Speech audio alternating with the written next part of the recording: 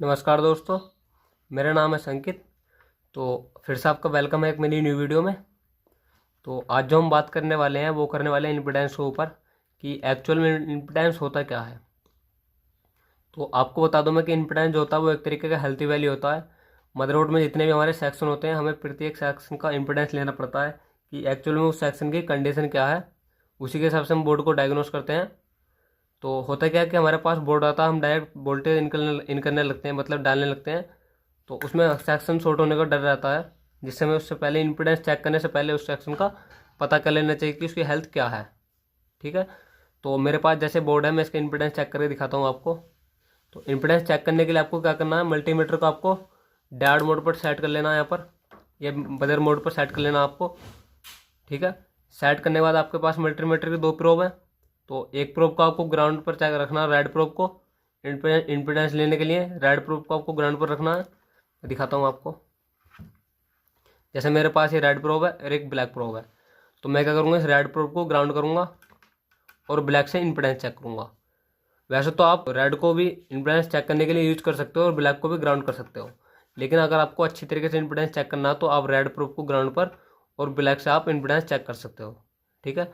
तो इस बोर्ड में मैं चेक करके दिखाऊंगा इम्पीडेंस किस तरीके से चेक किया जाता है। तो 19 वोल्ट का सेक्शन से हम शुरू करते हैं इम्पीडेंस, क्योंकि बोर्ड में बनने वाले से पहले सप्लाई 19 वोल्ट ही होती है। तो मैं रेड प्रोब को ग्राउंड कर लूँगा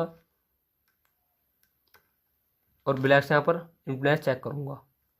तो यहाँ पर देख सकते हैं मेरा 19 वोल्ट का CL आ रहा है। तो इस पर मैं रखूँगा, इसको रखने के बाद आप मल्टीमीटर में वैल्यू देखिए कितनी आई है, 355। तो आपकी जो 19 वोल्ट की CLR की वैल्यू होती है वो 350, 450, 550 के करीब आती है। तो अगर यहाँ पर वैल्यू 3 डिजिट में आए तो आपका 19 वोल्ट का सेक्शन ओके माना जाएगा। लेकिन अगर मैंने जैसे यहाँ पर प्रो रखा, अगर यहाँ पर बीप आती या वैल्यू बिल्कुल 10 या 20 या 5 6 इतने का अप्रोक्स वैल्यू आती है यहाँ पर, इतने के आसपास, तो आपका सेक्शन फॉल्टी माना जाता है, मतलब यहाँ पर वोल्टेज बनने के चांस कम होते हैं। लेकिन यहाँ पर इस सेक्शन का इम्पीडेंस कितने हैं, 353। तो ये हमारे हेल्थ इम्पीडेंस माना जाएगा, क्योंकि हाई वैल्यू में इम्पीडेंस है 3 डिजिट में, तो इसलिए इस सेक्शन को भी ओके मानेंगे, ओके माना जाएगा, मतलब यहाँ पर वोल्टेज बन सकता है। और ना ही इस सेक्शन में अभी शॉर्टिंग है। तो एक सेकेंड। तो 19 वोल्ट का CLR हमारे ग्राउंड से बीप नहीं करना चाहिए, मतलब किसी वाल में ना तो इनपुट साइड से और ना ही आउटपुट साइड से हमारा बीप करना चाहिए CLR। तो इसका इम्पीडेंस जो 3 डिजिट में, मतलब ये 19 वोल्ट का सेक्शन हमारा ओके है। 19 वोल्ट के बाद बनने वाली सप्लाई कौन सी होती है, हमारी 3-5 की सप्लाई। तो इधर देख सकते हैं बोर्ड की बैक साइड में, यहाँ पर ये 3 वोल्ट और 5 वोल्ट की यहाँ पर कोयल है। तो मैं इनका इम्पीडेंस चेक करूँगा। तो ये हमारी 5 वोल्ट की कोयल है, इसका इम्पीडेंस चेक करके दिखाता हूँ मैं आपको। तो मैंने इसको जब रखा तो यहाँ पर मल्टीमीटर वैल्यू देख सकते हैं कितनी आई है, 352। मतलब ये भी क्या, हमारी हेल्थी वैल्यू, यहाँ पर भी ग्राउंड से बीप नहीं आना चाहिए। ठीक है। अगर ग्राउंड से बीप आता तो इससे जुड़े कंपोनेंट या एक सेक्शन हमारा शॉर्ट है। कोयल शॉर्ट नहीं होने का, क्योंकि कोयल तो एक तरीके का वायर है ना, तो इसलिए इससे जो जुड़े हुए कंपोनेंट है वो हमारे शॉर्ट मानेंगे अगर ये बीप करता तो। या हो सकता है इस कोयल का आउटपुट साइड में जहाँ पर भी 5 वोल्ट डिस्ट्रीब्यूट हो रहा है वो शॉर्ट हो सेक्शन। ठीक है। उसके बाद यहाँ पर एक और 3 वोल्ट की कोयल, तो इसका भी इम्पीडेंस दिखाता हूँ आपको। तो एक सेकेंड, प्रोब को लगा लेता हूँ मैं। तो मैंने यहाँ पर टच किया तो यहाँ पर आप देख सकते हैं मल्टीमीटर में बीप आ रही है और वैल्यू कितनी है यहाँ पर, 008। तो जब भी 3 वोल्ट हो चाहे वो 5 वोल्ट हो, उनमें से अगर कोई सी भी कोयल ग्राउंड से बीप करती है तो उससे जुड़े कंपोनेंट या इससे जुड़े IC, ऐसे 5 वोल्ट की IC 3 वोल्ट की IC जुड़ी यहाँ पर, ये फॉल्टी मानी जाएगी। क्योंकि जो 3-5 की कोयल होती है वो किसी भी कंडीशन में ग्राउंड से बीप नहीं करनी चाहिए। लेकिन यहाँ पर देख सकते हैं यहाँ पे ग्राउंड से बीप कर रही है, तो इस सेक्शन में हमारी कहीं ना कहीं शॉर्टिंग है। अगर 3-5 की गोल ग्राउंड से बीप कर रही है और उसका इम्पोर्टेंस इतना 008 या 007 या 000, तो वो फॉल्टी मान जाएगी। और बीप तो किसी कंडीशन में वो करनी ही नहीं चाहिए, जैसे ये कर रही है। तो अगर यहाँ पर बीप कर रही है तो आपका वो सेक्शन शॉर्ट माना जाएगा। तो मेरा ये 3 वोल्ट का सेक्शन कहीं ना कहीं शॉर्ट है, जो इसका कोयल बीप कर रहा है जिसकी वजह से। ठीक है। तो जैसे यहाँ पर 5 वोल्ट का कोयल है, तो ये भी इसी तरीके से आना चाहिए था, हाई इम्पोर्टेंस इसका भी। लेकिन यहाँ पर कितना है, 008, मतलब कहीं ना कहीं इस कोयल से जुड़े कंपोनेंट शॉर्ट है, या फिर कोयल का जो 3 वोल्ट का हमारा सेक्शन है वो शॉर्ट है। ठीक है। उसके बाद आता है हमारा बायोस का पिन नंबर 8। तो बायोस का पिन नंबर 8 पर होता है वो हमारा 3 वोल्ट एलडीओ का लाइन ट्रेवल करता है और सीपीयू से भी कनेक्ट होता है हमारा, तो ये बीप नहीं करना चाहिए। तो यहाँ पर देख सकते हैं बायोस का पिन नंबर 8 का वोल्टेज कितना, इम्पिडेंस कितना, 336।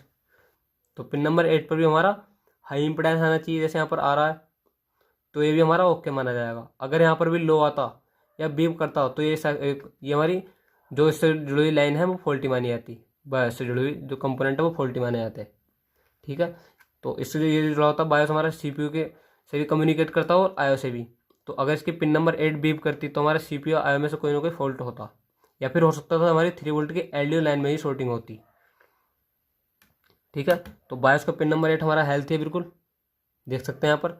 उसके बाद चेक कर लेता हूँ मैं आरटीसी का इम्पिडेंस, आरटीसी का डायोड का। तो इधर यहाँ पर आरटीसी का सेक्शन है, इधर आरटीसी का डायोड है। तो जब मैंने टच किया तो वैल्यू देख सकते हैं कितनी आई मल्टीमीटर में, 395। तो ये भी हमारा ओके है, मतलब 3 डिजिट में इसकी वैल्यू आई है, तो ये हमारा सेक्शन हमारा आरटीसी का ओके है। ठीक है, इसका हमारा इधर रैम है, तो रैम पर टच करता हूँ मैं, आपको दिखाता हूँ मल्टीमीटर कितनी वैल्यू आई है। तो कितनी आई मल्टीमीटर, 138। तो यहाँ पर भी ना तो कोयल बीप कर रही है और इम्पिडेंस भी कितने डिजिट में, 3 डिजिट में, मतलब हाई इम्पिडेंस। तो एक कोयल के सेक्शन में हमारा ओके है, रैम का सेक्शन में हमारा ओके है। अगर इसमें बीप आती है, वैल्यू 001 002 शो करती, तो हमारा ये फॉल्टी माना जाता है रैम सेक्शन। तो अब यहाँ पर कितनी वैल्यू है, 138, मतलब ये रैम सेक्शन हमारा ओके है। रैम सेक्शन के बाद हम चलेंगे यहाँ पर, एक कॉल ये है बैटरी की, तो ये भी ग्राउंड से बीप नहीं करनी चाहिए। तो यहाँ पर भी देख सकते हैं कितनी वैल्यू है मल्टीमीटर में, 201, मतलब ये सेक्शन में हमारा ओके है, क्योंकि वैल्यू इसकी कितनी में, 3 डिजिट में वैल्यू है, बीप भी नहीं आ रही यहाँ पर। ठीक है, उसके बाद यहाँ पर देख सकते हैं एक पीसीएच की सप्लाई है 1.05। तो इस कॉइल पर मैं टच करके आपको इसका इम्पिडेंस दिखाता हूँ। तो अब मैंने जैसे यहाँ पर टच किया तो वैल्यू कितने हैं, 0.024।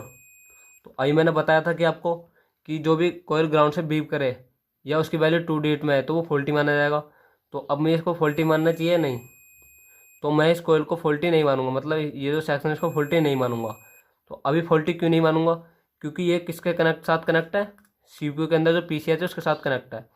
तो पीसीएच की जो कोयल होती है, ये आप एक तरीके से मान सकते हैं सीपीयू की कोयल है। तो सीपीयू की कोयल जो होती है वो ग्राउंड से बीप करती है।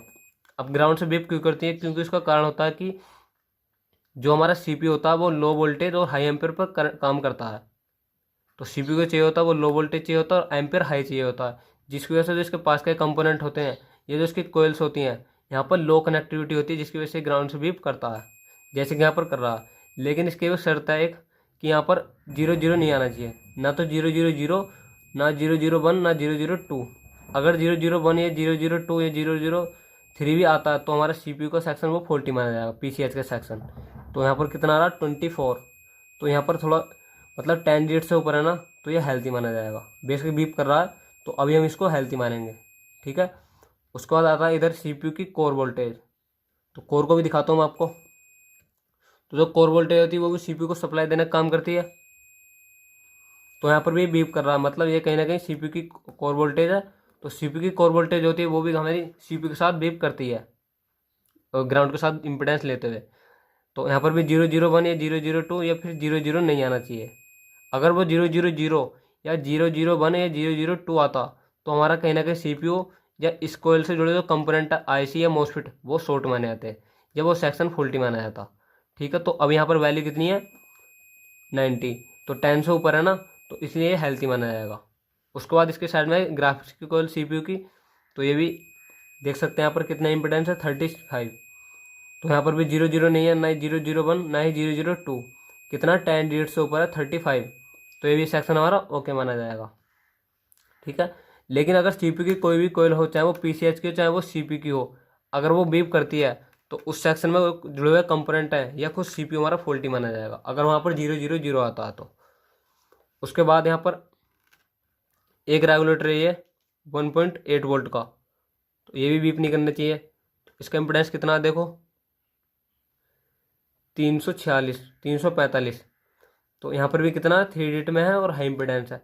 तो ये सेक्शन में हमारा जो 1.8 वोल्ट का, ये भी ओके माना जाएगा।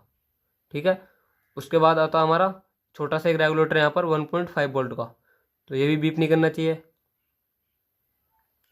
तो यहाँ पर कितना 329, तो ये भी हमारा हाई इम्पिडेंस है, ये भी हमारा ओके माना जाएगा। अगर यहाँ पर भी 0 आता या 10 DHz से कम वैल्यू आती तो इससे जुड़े कंपोनेंट जो है, ये कैपेसिटर, ये खुद IC रेगुलेटर फॉल्टी माना जाता हमारा। तो अभी इम्पिडेंस कितना 328 329 का अप्रोक्स, तो ये सेक्शन हमारा ओके माना जाएगा। ठीक है, तो अब बात करते हैं हम DC टू DC की। तो हमें 3 चीज़ों का इम्पिडेंस चेक करना होता है हमें। एक तो होता है कोयल वोल्टेज का, जैसे यहाँ पर कोयल वोल्टेज देखा आपने, सभी कोयल वोल्टेज का मैंने दिखाया आपको। हाँ, यहाँ पर 1 वोल्टेज होता है, 19 वोल्ट की कोयल है छोटी सी, तो इसका भी इम्पिडेंस दिखाता हूँ मैं आपको। तो यहाँ पर भी देख सकते हैं कितना इम्पिडेंस है, 426।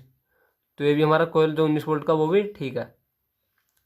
तो हमें 3 चीज़ों का इम्पिडेंस चेक करना होता है, एक तो कोयल का, एक रेगुलेटर का जो भी मैंने आपको चेक करा था, एक रेगुलेटर यहाँ पर ये है, एक रेगुलेटर ये भी है।